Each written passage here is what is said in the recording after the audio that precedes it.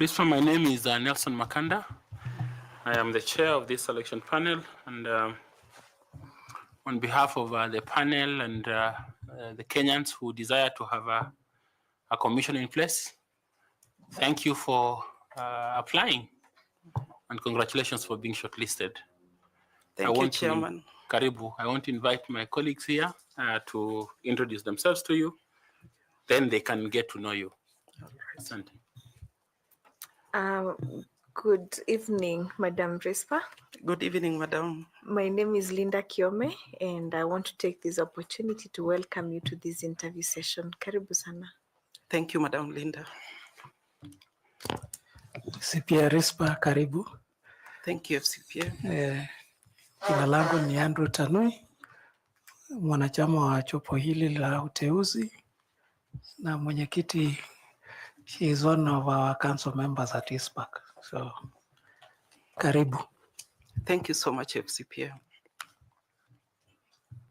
Sorry, Caroline Kituku, a member of the panel. Karibu. Thank you, Madam Caroline. Good afternoon, RISPA. Good afternoon. My name is Adam Solo. I'm a member of the selection panel. Thank you, sir. Good evening, Madam. Good evening. My name is 𝐑𝐢𝐬𝐤𝐞𝐫. Karibu sana. Thank you. Good afternoon. Good afternoon, Madam. My name is Fatuma Ali Saman, a member of the panel. Please feel welcome. Thank you very much. Good afternoon, Madam Olik. Good afternoon. Karibu sana. My name is �𝐥𝐢𝐬𝐤𝐴, and I'm here as a member of the panel. Karibu. Thank you. Thank you very much. Good afternoon. Good afternoon, RISPA. Good afternoon, sir. My name is Evans Misati. I'm a member of this selection panel, and we welcome you. Thank you very much. Now it's your turn to introduce yourself. We would like to know you, highlight those things that are significant in your profile for the role you have applied for, but also for our noting, and indicate if you're a member of any professional society, and if you have received any award. Please proceed. Thank you, Chair, and you'll pardon my voice. I've had a cold, though I'm recovering. It's no longer contagious. So if I sound hoarse, bear with me. This is not my ordinary voice. So let me start by thanking you, Chair, and the panel for this opportunity to appear before you. My name is RISPA Olik. I'm an accountant by training. I have been a professional for over 20 years, and my professional journey began at World Vision Kenya, where I was an accountant for about 2 years in Voi.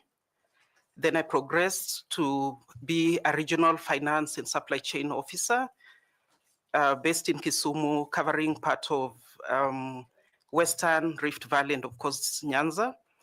And part of my memorable achievements, especially at the regional office, was my role in just improving the supply chain process of World Vision.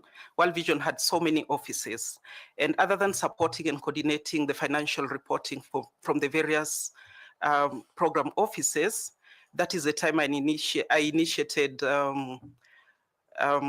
pre-qualification of suppliers. I started working on procurement plans. We also had initiatives around supplier relations management, and we were able to save a lot of money because most of the projects that World Vision did were similar. So if we were equipping schools with water tanks, then we were able to procure this collectively from the manufacturers like Kentank and then distribute the same. So in 2011, I moved from World Vision and joined Amnesty International Kenya. At Amnesty, I helped them set up the office almost from scratch. They were just setting up in Kenya at that time, so I moved to Nairobi. And I worked with Amnesty for about 10 years as the head of finance. And this is when I also ventured into leadership and governance space when I first got elected to serve in the Council of ISPAC, that is the Institute of Certified Public Accountants of Kenya, in 2019. But I'll come back to that in a little while. So I left Amnesty in December of 2020, I had decided to go do my doctoral degree. And while at that, I ventured into private practice as an auditor. So I did consultancies for about 4 years, trainings, audit work, and the like. And then early this year, I took up my current role. So as I sit here today, I'm an Associate Director, Finance and Administration, working with Health Right Kenya. Back to my governance role, I said I got elected into the Institute of Certified Public Accountants as a council member in 2019. So by then I was working for World Vision, for Amnesty International Kenya, sorry. So when I got this role, my first encounter with the members was that we had a very disgruntled public sector accountants. And that was around the time most of the finance officers and procurement officers were asked to step aside for lifestyle audit. And with the help of my employer then, we submitted a proposal to UNDP, who granted us, and in collaboration with EACC and other agencies, we were able to train over 400 accountants on safe whistleblowing, because most of the accountants said they wanted to do the right thing, but they did not have a channel, or some of them didn't know how to deal with whistleblowing and the like. And that was again the same time we had the Masai Mara haste. So having had a conversation with those who were involved, I realized that with the sensitive information that accountants hold and process,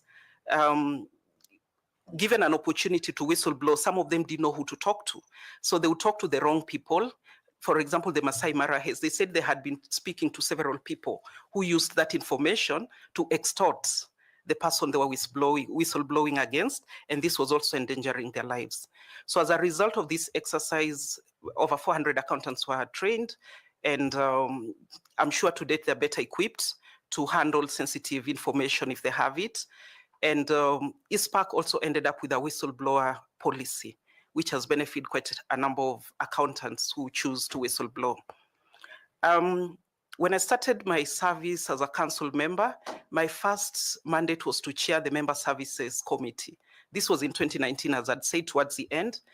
And when we got into 2020, I think it was 6 or 8 years into my service, Corona struck. And ISPAC is an independent institution. Most of our funding comes from training our members. So we could not hold physical activities. And we went into panic because we don't receive money from Exchequer and the like. So the chairman of the institute then, I've been lucky to serve under 3 chairmen, constituted an ad hoc committee. I was one of the members, the CEO, and I think the vice chair then, and the person who was chairing finance and strategy. We had regular meetings on how to get out of this problem. So we came up with the vibrant online trainings that are popular to date. We got out of COVID, but most of our members still prefer this option. It's cheaper and convenient. So most of our trainings to date at ISPAC have that blended kind of attendance. You can be physically present, you can attend virtually. When the term of the chair ended after 2 years, under the new chairman, I became the chair of Finance and Strategy Committee. Again, that time we were just getting out of COVID and struggling with a huge loan that we had taken to put up the CPS Center on Thika Road. So again, we had to figure out how to navigate that space. And I am happy and proud to tell this panel today that while I chaired the Finance and Strategy Committee, we were able to retire the loan for CPS Center about 6 years early and saved the Institute over 100 million in finance costs. So we are proud owners of CPS Center as we speak to date. Currently, under the 3rd chairman, I'm chairing a subcommittee on on special events and member welfare. Again, we had started a benevolent fund for ISPAC members.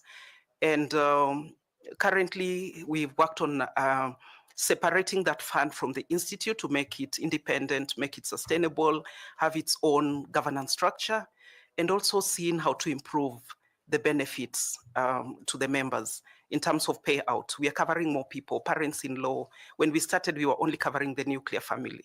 So that has grown, and I'm also proud of that achievement. Excuse me. So beyond ISPAC, I also represent ISPAC in the Public Sector Accounting Standards Board. This is a board that is mandated with issuing financial reporting guidelines to most of our public entities and standards for internal audit in public sector, on internal audit and risk management, sorry. So in PSSB, I have been chairing the Accounting Standards Committee. Again, during my leadership, we have rolled out several templates that have been used to harmonize financial reporting in the public sector. We've issued guidelines on application of the International Public Sector Accounting Standards Board standards that are rolled out.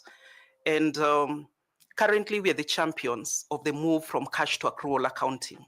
That, to me, is not just a change in the accounting system, but it's a commitment by the accountants to transparency and accountability in terms of managing the public funds, because we know the advantages that come with accrual accounting.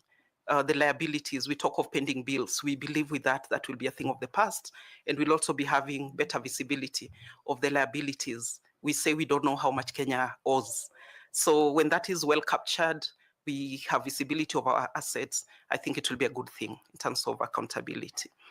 I'm also serving in the governance group of INPAS. INPAS is a global body that also is currently working on standards that will harmonize the reporting of NPOs or non-government organizations.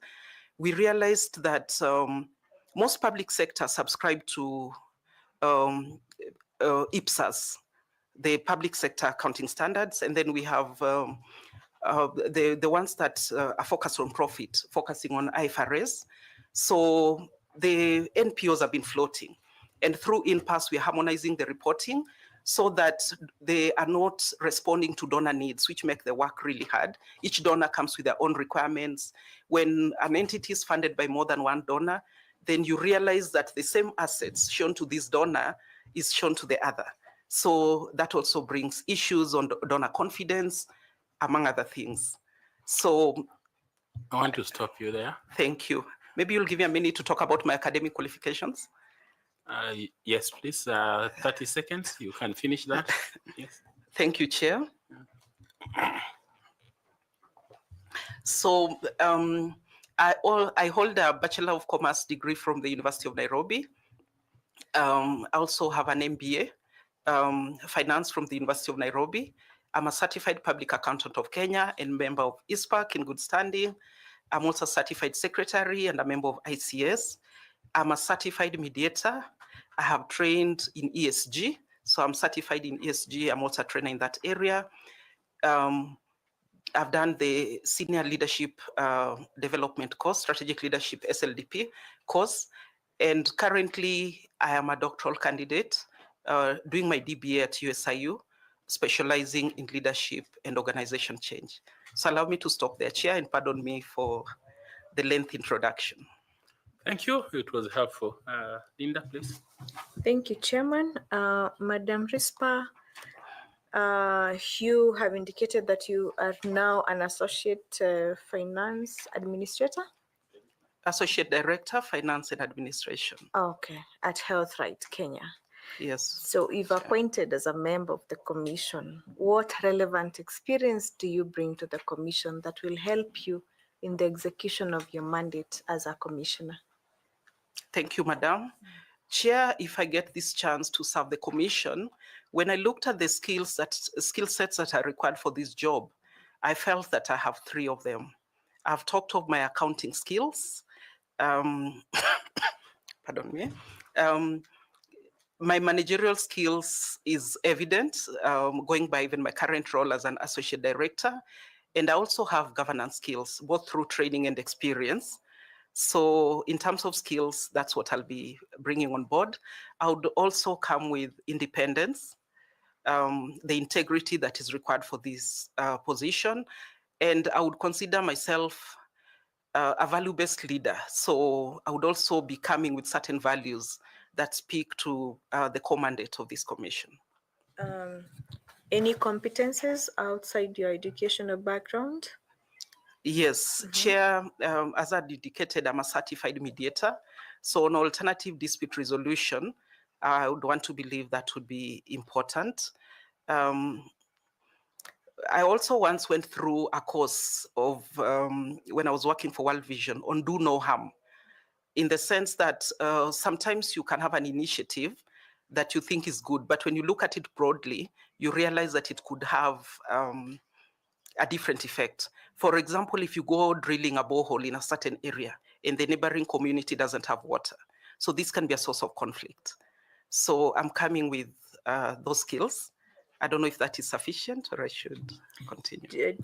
Are you a team leader? Are you a team player? I am a team player. I believe in being innovative. Teamwork is important to me. So yes, I'm a team player. I love teamwork. I'm a strategic thinker. So I wouldn't take things just on the surface of it. I consider myself quite vocal, so I don't hold back. Before I know it, I would have spoken my mind. Communication skills? I believe I have those too. 1 to 10, rate yourself. I could be at 9.5. Good. Thank you so much. I wish you the best. Thank you, Chairman. Okay, Carol, we invite you to ask some questions, please. Thank you, Chair. This one. The independence of the IBC. What is your understanding of the independence of the IBC? What is it that makes IBC an independent institution? Thank you so much, Madam Caroline. By the establishment or the formation of IBC through the Constitution of Kenya, that makes it independent. I also want to believe through the IBC Act, there are certain laws that, I mean, it's able to operate without undue influence or interference from other entities. That gives it the independence. In terms of its funding, of course, the Commission does not rely 100% on donor funds, which can sometimes also come with a carrot stick kind of arrangement. So as much as we are still, as a Commission, there's reliance on Exchequer, but just by that fact that they get an allocation of funds. To an extent, not fully, they would be better off with a fund. I want to believe that also gives it some independence. And even the fact that the Commission is able to recruit, there is the tenure for the commissioners. The members of staff of the Commission are recruited by the Commission itself. Those are some of the things that come at the top of my mind of what gives the Commission independence. Okay.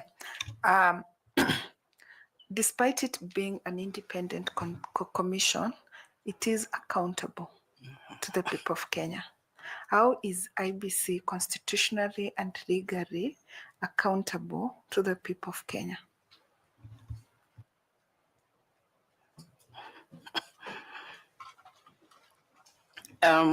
Thank you so much, Madam Caroline. Excuse me. So in terms of accountability, of course, the independence does not compromise on the accountability, and the Commission is accountable to the people of Kenya. The processes in terms of conducting the elections, there has to be transparency. They should be able to demonstrate that the business or the processes are above board. And there are provisions that allow, if, like we had the call of Fungua Server, among other things. I know at certain points, people are free to come to IBC and request for certain information. And if they find it favorable, then they're able to provide that information when asked of the same. So the Commission is independent, But to that extent, they have to be accountable for their processes. They have to be accountable to the people of Kenya for conducting business above board. Okay. There is a difference between involving the public through public participation and accountability. And accountability of the commission, right? So whom does IBC report to? And how does that reporting mechanism ensure that it's held accountable? Yes. I want to believe there could be various ways of accountability. When it comes to the public resources that the commission receives, then this is audited by the Auditor General and goes through the normal public financial management process in terms of accountability and demonstrating value for money, among other things. The commission is also accountable to Kenyans. And that's why the chair has to answer very hard questions. When people come out and they have to respond and demonstrate that whatever processes happened above board. So there's that accountability to the people of Kenya. Through Parliament, I want to believe there's also that accountability. Of course, this sometimes works both ways because the processes that IBC is involved in lead to the formation of our Parliament. But because of that independence and ability to do their work without undue influence, there's still that flow of accountability. Okay. The Constitution says that or provides that at the end of each financial year, the IBC shall present its report of its activities to Parliament and the President of the Republic of Kenya. You spoke about Parliament. Let's speak about the President. To what extent is IBC accountable to the President of the Republic of Kenya? And can it take instructions or directions from the President of the Republic of Kenya? I agree, and what you've mentioned is right in terms of the accountability. Like you said, I've spoken about Parliament. About presenting reports to the President, that is okay, but I wouldn't speak to or say that the President would give instructions to the Commission, because then that would be compromising on that independence. For, how would I call it? For sharing information, because there's a partnership in all this process. It's good for the President to know what's happening at the Commission. I mean, the buck stops with him as the head of the country. But IBC remains independent and cannot take instructions on certain matters, especially speaking to its core mandate. All right, thank you very much. I wish you well. Thank you, Chair. Thank you, Madam Carol. I invite 𝐀𝐤𝐤𝐿 to also ask you some questions. 𝐀𝐤𝐤, please. Thank you, Chair. Thank you. Madam Olik, how did you get your clearance certificate from the DCI? Currently, they have two options. So the old way of doing it is putting all your paperwork together, downloading a form, filling it, having the certificate certified by a lawyer, and then you physically take them to EACC. Okay, but how do you apply? How do you apply for it? Do you go there and fill a form, or you apply virtually? For EACC? No. I'm DCI. talking about DCI. Oh. The police Sorry. compliance. Oh yes. For police compliance, clearance. It starts online on eCitizen. And at what stage do you interact with the station? So previously you'd have to book, and then you get a day slot time. I mean time slot and everything, and you appear at either Huduma Center or CID headquarters, where they take fingerprints. Okay.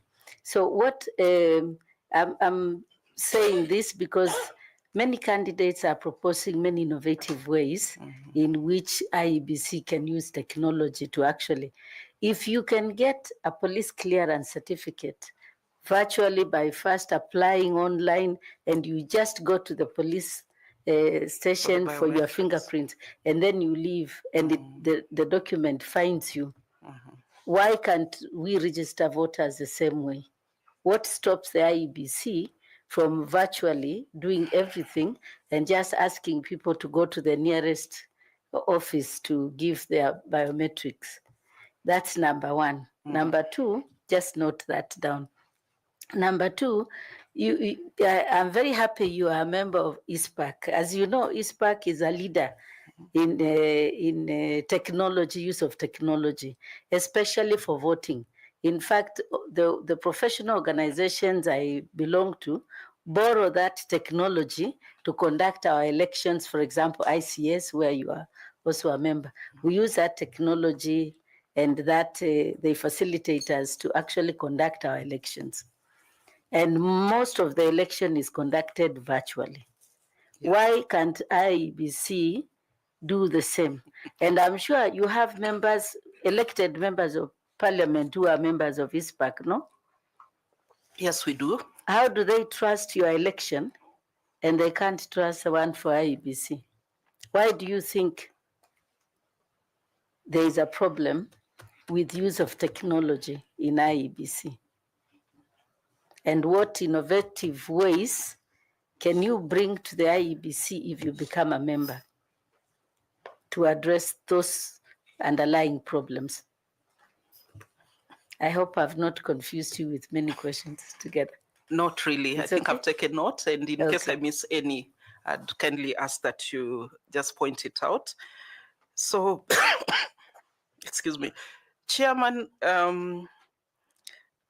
I'm sitting here and asking myself the same question, because I think IEBC can do things differently. In terms of digitizing the registration process, we have very tech-savvy young people. And I'm thinking, why wouldn't we have an app or a one-stop shop, an IEBC app that is able to do lots of these things? Biometrics do not have to be just fingerprints. It could be someone's eyeball. It could be the face recognition or anything else. So I want to believe it's doable.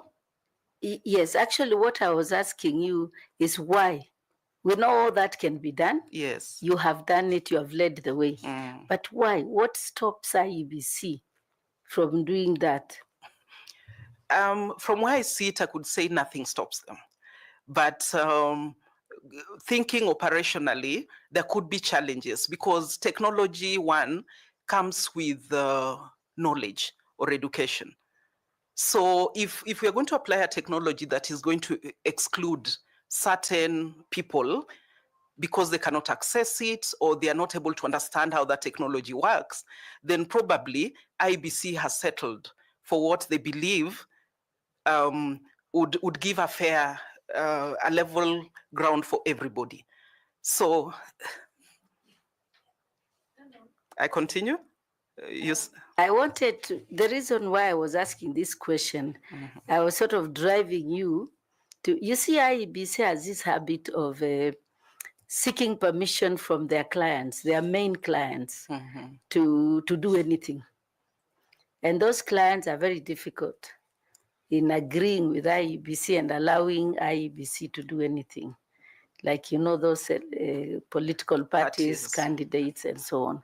And I was just trying to see the nature of your membership and compares to them. And what I was looking for is, why is it difficult for them to accept IEBC to use technology when it is easy for them as your member to accept the outcome of what you do using technology? What is the difference between, of course there's a difference, but why? You understand? I understand you, Madam Koki, and I would believe probably someone could say the stakes are higher in this than in ISPAC, because the elections that we conduct at ISPAC, I'm a council member, it's not my full-time job. When it becomes your bread and butter, then probably the stakes are higher. But I would like to say that when you introduce something, getting the buy-in is important, and the approach that you use.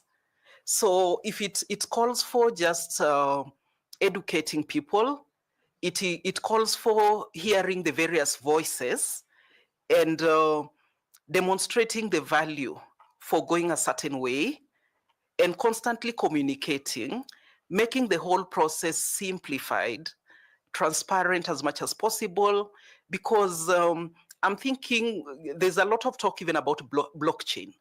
If it's about the trust, we've had, I'm not an IT guru, but we've had cases where we say when you use the blockchain system, then you cannot modify certain things. If it's for voting, then the moment that person is registered or voted, it even comes with the time and date stamps. And this encryption from end to end. I hope I don't get more questions on that line of blockchain, but there's a lot of technology basically out there that if we make use of the bright minds. No, you would get more. You have answered my question. Thank you very much. Thank you. Thank you, Chair. All the best. Thank you. Thank you. FCPA, yes. Thank you, Chair. Madam Rispa, CPA Rispa, let's talk governance. And you told us that's your area of expertise. And from a governance standpoint, what reporting and accountability relationships that exist at the Commission from the level of chairperson of the Commission, commissioners, CEO, and the Secretariat? One is in terms of what reporting relationship are there. Mm-hmm.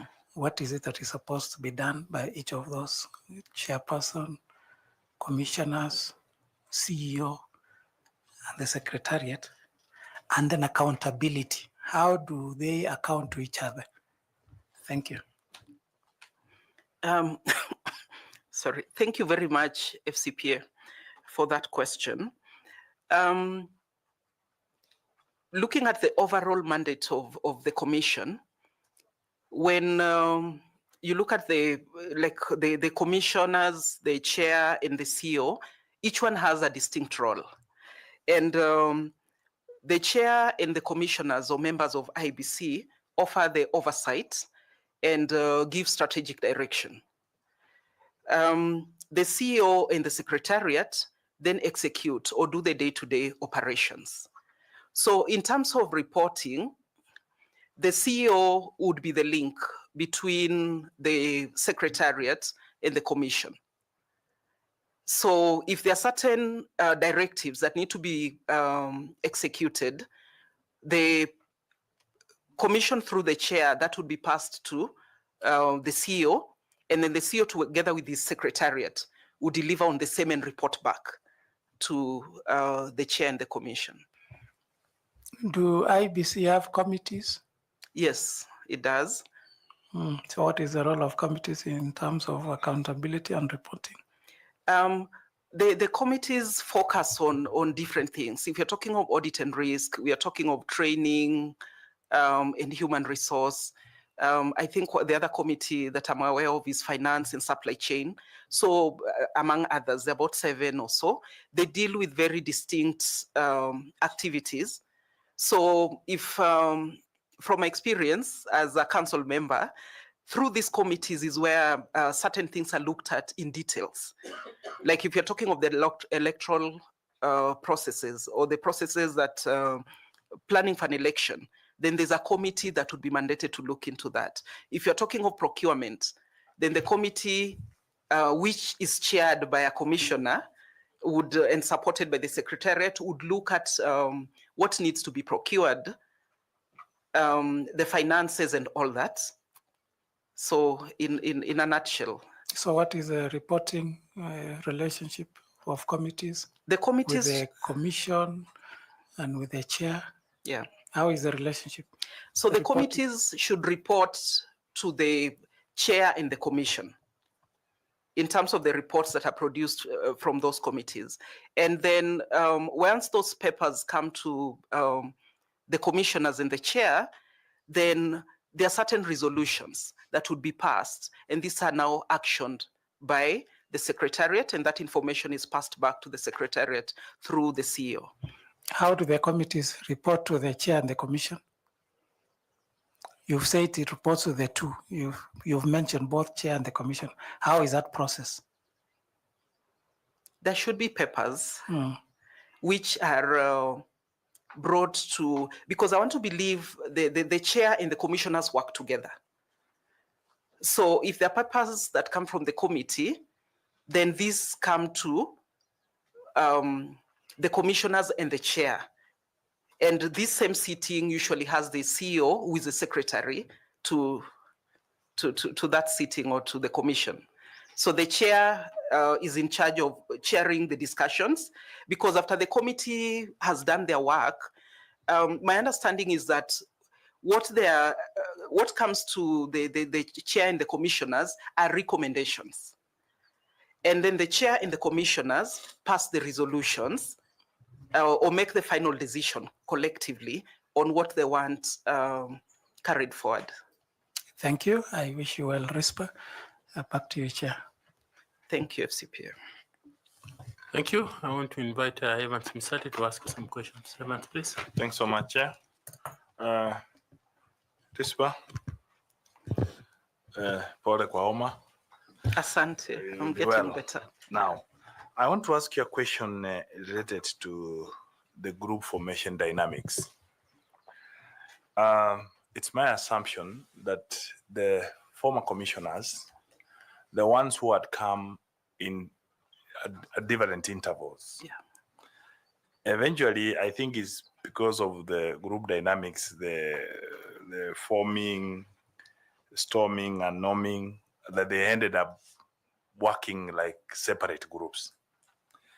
Now, what we saw, the divisions that we saw, assuming these divisions are escalated to the secretariat, which is most likely, and the secretariat is still existing, we saw the division of the one who went, and if that division had escalated to the secretariat, meaning that division is still existing, using your skills of a certified mediator, as I've seen, how will you address it when you become a commissioner?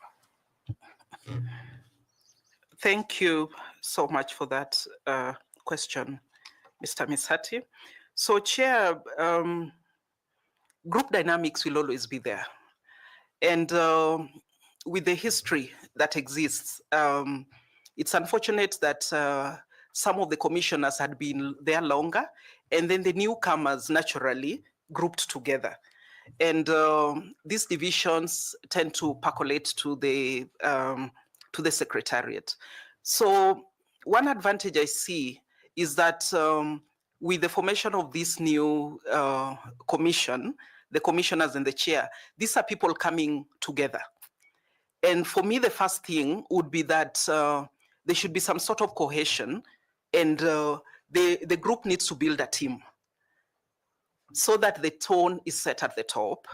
Because the moment you allow the secretariat to notice that there's division, or you're working in silos, then they would take advantage of that. So the starting point for me would be given a chance that as commissioners, we make sure that we speak the same language, we are as cohesive as possible.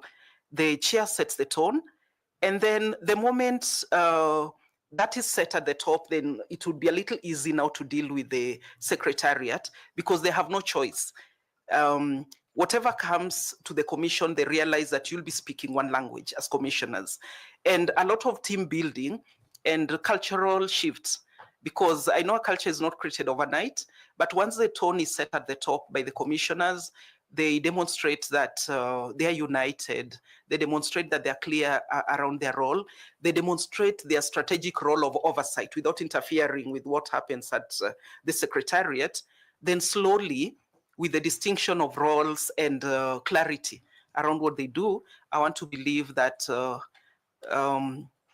clear communication, constant reminder of what is expected of each other would help us shift those dynamics.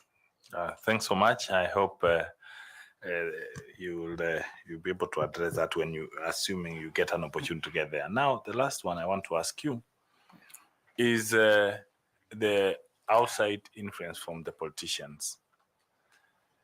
If you find a situation that politicians have got the powers, they're the ones who passes the budget in parliament, and you find that their influence is not in favor of your operations plan, what will you do as an IEBC commissioner? They are delaying your budget and some things have to be done. What are the options that you have as an IEBC commissioner? Thank you. Thank you so much. Will you address the media and say these people are not releasing the money? Or because Kenyans will be looking at you, because when things go wrong, people will not know it was Parliament or wherever, or whichever source. So how will you address it? Very true. This is an issue that would urgently need to be addressed. And unfortunately, probably it's happening even now. One thing I know is that there are certain activities of the Commission that can be done with funds from other sources. And then there are those that rely on exchequer. And my belief is that there are many ways to kill a cat, if I may use that analogy. Sometimes you need to lobby, be very strategic, and use tactics that would enable people see things from your view. Of course, it's important to speak clearly, communicate clearly to the parliamentarians through the right channel, and let them know that this delay is causing harm in one way or the other. Meanwhile, the things that we can do as a commission as we wait for this funding, because one truth or reality that I know most entities are faced with is that our resources are never enough. So it could be deliberate that the parliamentarians are causing that delay. Right now, we are hearing that our counties have not been funded for, several months. It could be that our coffers are empty. Whatever the reality is, it's always good just to present your case well through the right channel, lobby if there's need for lobbying, again, without compromising on the values. And yeah, let work go on with the other funding sources that are available. And now, my last follow-up question. You talked about lobbying. When you talk about lobbying, it will be, you're an independent commission, you need to make your independent decisions. What do you find that the lobbying is requiring? For me, scratch my back, I scratch your back. How will you address that? Because you're lobbying, you're trying to lobby. So how do you address that? One thing I can say for sure is that that is a case that you may be faced with, but lobbying does not always have to go that way, because when you do it strategically, identify people, like-minded people who would champion your cause. Because I'm sure among the parliamentarians, they are very sober parliamentarians who would see things from a different perspective. So it would be on us to identify such characters or such people, and also avoid those ones that we know probably would pull us in the other direction. It's not an easy task, but it's doable. Thanks so much, and I wish you the best. Thank you.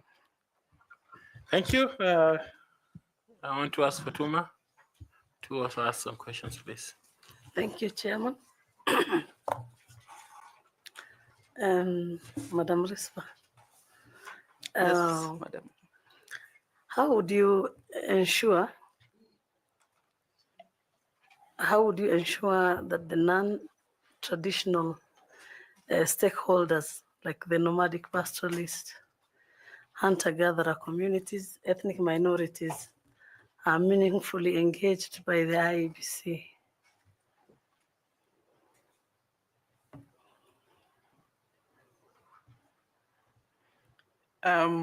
Thank you, Madam Fatuma, for that question. Chair, my understanding is that part of stakeholder engagement is to, one, identify who these people are, because in the numbers, sometimes they may be forgotten. So having statistics on who these are, those who are marginalized, it's good to have statistics on how many they are, where they are, among other things. The second step would be to identify their unique needs. What are their unique needs that need to be addressed? And then figure out the best channel or how best to deal with these people. Does it call for some innovative ways of ensuring that maybe through certain collaborations, you have people who are able to reach them? If it's about voting and they keep moving, are we going to have certain setups that favor that? If it's about the voter education, it could be language barrier, it could be accessing them. Then again, we, as a commission, we would need to figure out what are the best structures to ensure that they are reached and their needs are addressed. These are the kind of structures that I'm actually asking you, if you can identify any. Like, yeah. Let's speak on voter education. On voter education. Yes, how would you ensure, if you become a commissioner, yeah, that the IEBC is able to reach to these communities, and the content, the type, what's going to be the medium? Okay, thank you for that question. So I want to believe these marginalized communities still have access to certain services. And if it's about having maybe even Huduma Center in certain areas where they are, if it means having mobile, how would I call it? Like having people who move around to go specifically where they are to conduct this voter education. If it means identifying their own in the various places where they're found, to also collaborate with IEBC on ensuring that they are reached. And like I said, it starts by having the statistics and knowing exactly where they are, who they are, their numbers and all that. Then all this can be used. I also want to believe, despite the circumstances, there could be instances where technology would still apply, even where they are. And those can also be explored in terms of just ensuring that they're engaged. I don't know how it works, but we were just talking with Madam Koki about the options even to voting. So if we think out of the box with these nomadic communities, it could be probably people in the diaspora. I'm just widening that perspective of who are these unique people. It could be people with disability. It could be people in prisons. So once we've identified and figured them out, then we could think of, are they probably, could we publish certain booklets that are distributed to them? Could we have people on specific days go there? Could we use the officers or their own representatives, get champions in those areas and among the different categories to pass our information? Thank you very much. Thank you. I wish you well. Thank you so much. I want to invite Nicodemus to also ask you some questions. Nicodemus, please. Thank you very much, Chair. Madam Ruth. Madam Rispa. Yeah. What institutional mechanism would you expect to see at the IEBC to ensure integrity standards are consistently upheld at all levels if you're given a chance to serve? If you don't mind, you just say it again slowly. Oh, okay. Yeah, pardon me. What institutional mechanism would you expect to see at the IEBC to ensure integrity standards are consistently upheld at all levels?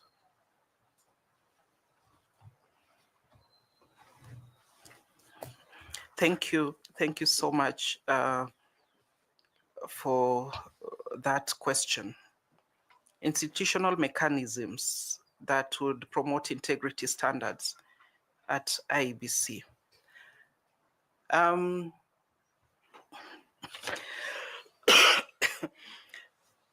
If you allow me, I would say that credibility, which then builds on integrity,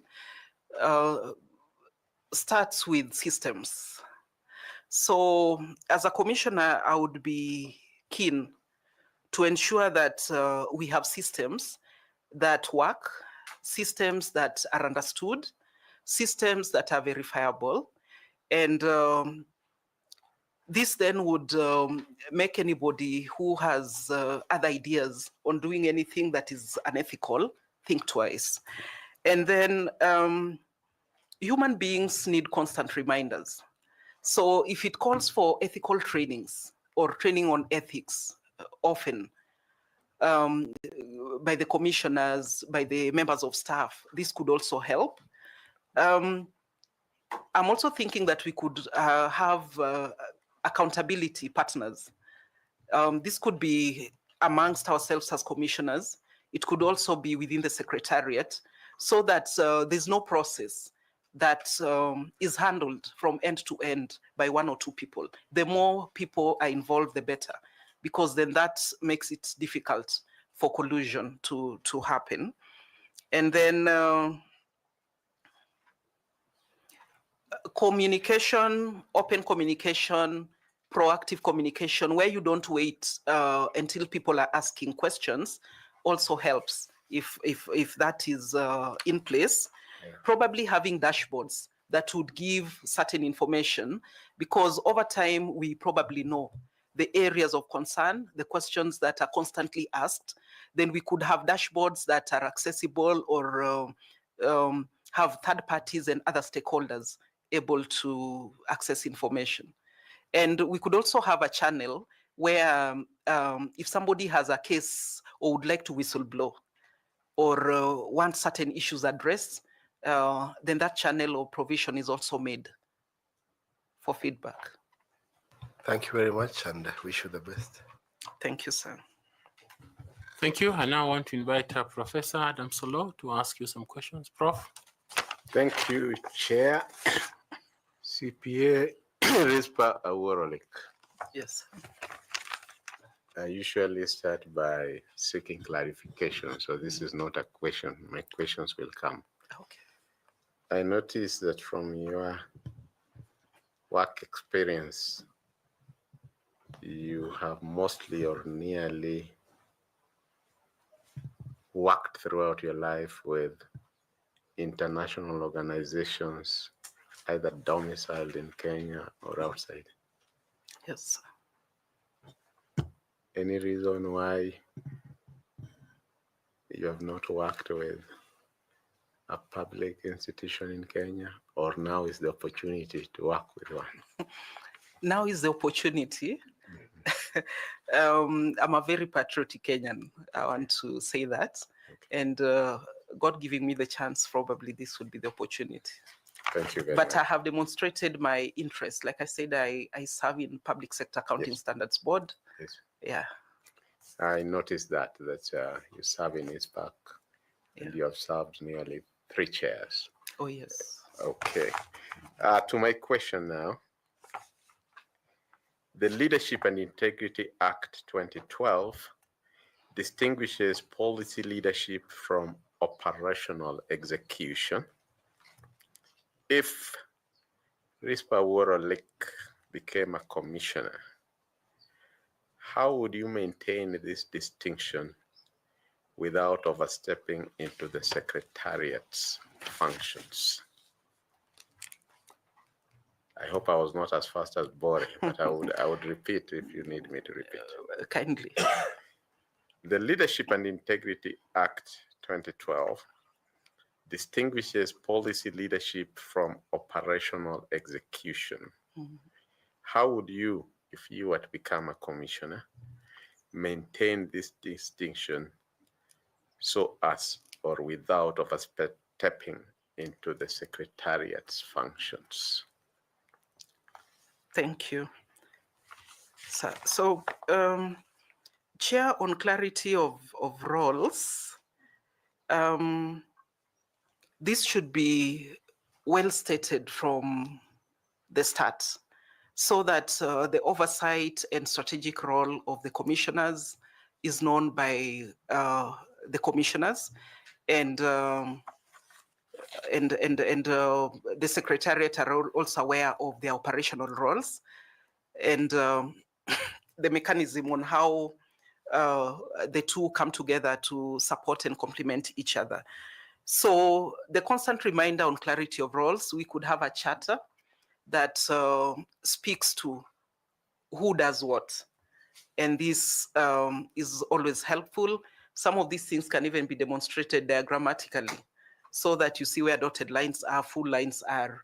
And this can be, well exposed so that people do not overstep. And I think when you work as a team, there's a way that teamwork enables to keep each other in check. So as commissioners, the constant communications amongst the commissioners would remind them of what their role are. Because I can tell you for sure, it's usually more likely that it's the oversight that gets into operations than the other way. So when there's that distinction and accountability and just supporting one another to stick to the clear roles and mandates, of course, guided by the chair, I think that would be helpful. My last question in this segment, you are a thoroughbred finance and account person from your CV. And I'm sure you know that in your world, when you look at the IEBC budget, there is a term called tenderpreneurs. You must have heard about that. And if you are in the IEBC Commission, rest assured you'll face them. So Rispa Aworolek is a commissioner. You are approached by a contractor offering a financial incentive in exchange for influencing a decision on a ballot printing tender. What would Commissioner Rispa Aworolek immediate course of action be should that happen?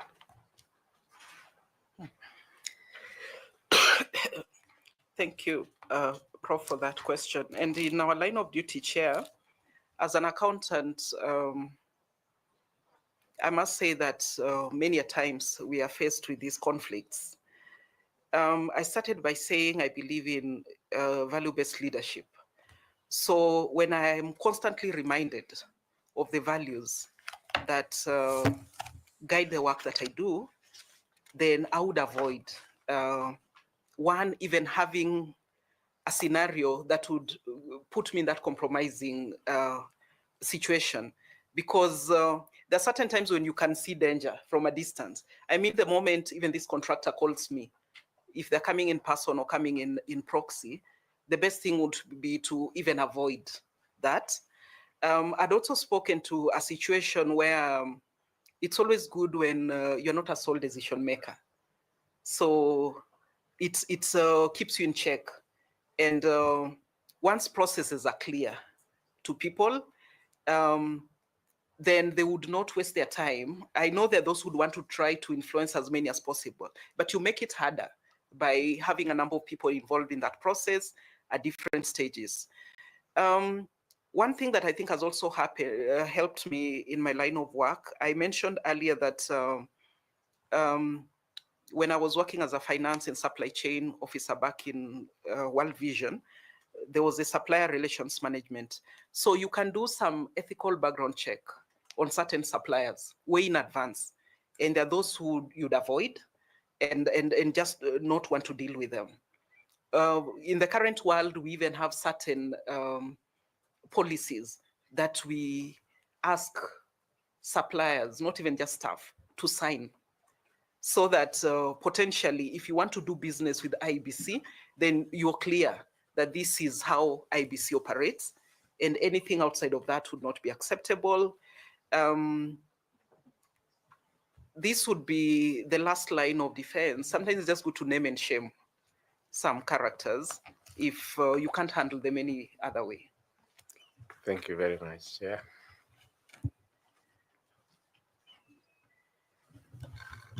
Have you had to do that before? Yes, unfortunately. Yeah, sometimes our work call for toughness. And you do that once, the beauty is that it will scare off any such potential cases. Fine. It's not too long when you are in high school. So we'll ask our headmaster to ask you some questions from there. If the 38-year-old said it was long, what would Rispa say? It's that high school time. Oh my. But we start from where you're very familiar. And as I said before, your reputation in finance and accounts precedes you. And therefore, I'm going to first ask you a high school question in that. The 2010 Constitution created 2 independent offices of the Auditor General and the Controller of Budget. From where you sit as an experienced finance and account person, what was the rationale? In other words, before you just used to have Auditor General. Yeah. And I'll use my own words. Yes, just use your own words, yeah. Excuse me. So the Auditor General's office comes in financial management at the tail end. What you'd compare to a mortician. The worst has happened, probably. So having a control of budget who offers oversight on the utilization of the budgets is able to flag certain issues or areas, I think was a good thing. Of course, they work together, and I can tell you for sure, from my experience, most of the issues flagged out by the control of budget end up being picked out by the OEG, if not dealt with in between. So they complement each other, and the role of the control of budgets comes early enough, which is more proactive and a good thing. You guys which use what terms? Ante and okay. Say Let that me again? not to go into that area. Okay. It's not my area. The second question, not in your area, but in current affairs, specifically on wildlife. Name the world famous phenomenon experienced in one of the major national reserves in Kenya, including the name of the reserve. Can I repeat? I think I heard you, Yeah. and I'll the wildebeest migration at the Masai Mara. Thank you, Chair. Are you sure it's not Serengeti? Say whatever you said first goes. Thank you. Thank you very much, Rispa. It's been a pleasure listening to you and learning from your perspectives. I don't know whether you have any question or comment for us. Thank you, Chair. It's not a question per se, mine is just a comment. It's been a pleasure having this conversation with you. I know I'm the last candidate of the day. You're tired. It's been a long day. And just to... I hope it was not showing that we were tired. Not really. Okay. Yeah, in fact, that's part of the reason I'm giving this statement, just to congratulate you. This is is it 17? Or, yeah, it's not an easy task. Yet you have delivered on it really well. I was just sharing out there before I came in with the support staff who are very friendly, that I don't know how you manage. You know, speaking from morning to evening every day for so many days, it calls for a lot of strength and commitment, which I must applaud you for. So thank you very much. It's service to the nation, and I wish you well for the remaining days. Thank you very much. There's a question you didn't respond to, whether you have any award or honor. Okay. Yeah, so that has been given to me by East Park. Okay. There's a recognition. I'm due for fellowship, God willing, at the end of this year. You become an F. I'll be a fellow Okay. because of the years of service. Okay. But before graduating to that, about 3 years ago, I got a recognition, an Okay, award thank you. for the service this far. That's fine. And then it culminates into the fellowship in about 3 years. Thank you very much. Congratulations to you as you become an FCPA.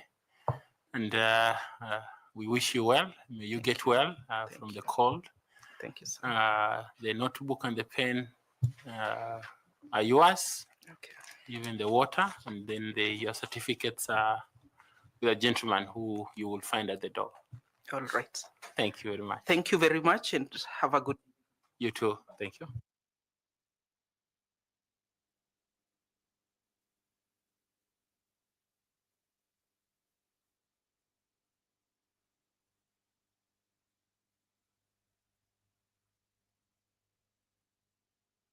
Okay. We call it a day. We want to thank you again, members of the Fourth Estate, for being faithful and fervent in the work of helping Kenyans follow these proceedings. We will see you tomorrow again at 8:30, God willing. Thank you very much. Asante.